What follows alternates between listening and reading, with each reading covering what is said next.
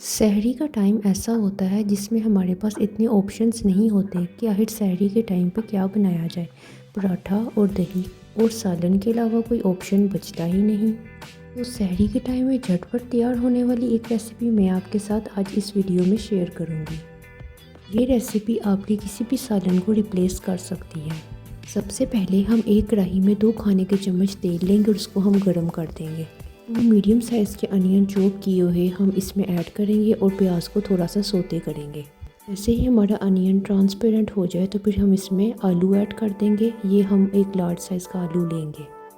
अब हम चॉप किया हुआ जिंजर और चॉप किया हुआ कोरिएंडर, साथ ही में हम ग्रीन चिलीज़ और एक मैं रेड कलर की चिली भी ऐड करूँगी। इससे बहुत ज़्यादा जो कलर है ना वो खूबसूरत आएगा।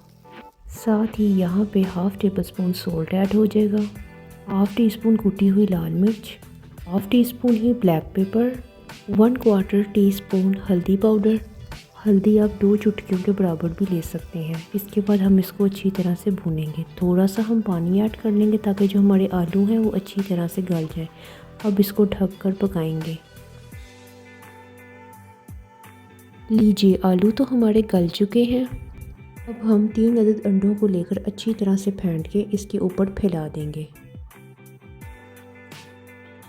अगेन ढककर पकाएंगे।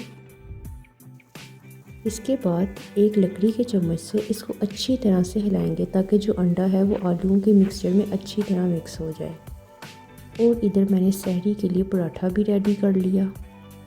ये पराठे के साथ बहुत मज़े का लगता है, लेकिन अगर आपको पसंद हो तो आप इसको डबल रोटी के साथ भी खा सकते हैं। ये लीजिए, मज़ेदार और गर्मा गर्म आलू अंडे तैयार हैं।